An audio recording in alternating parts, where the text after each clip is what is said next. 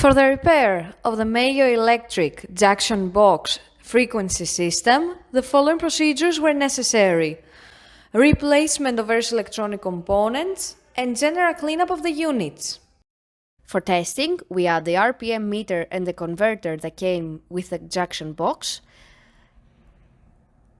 a generator for hertz input, a multimeter in order to measure the milliamp output, and a 24-volt DC power supply.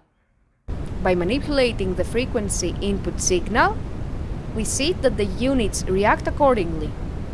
The frequency signal passes through the junction box, then through the frequency converter that converts the signal to a 4 to 20 milliamp output, and finally the milliamp output ends up on the RPM meter and the multimeter.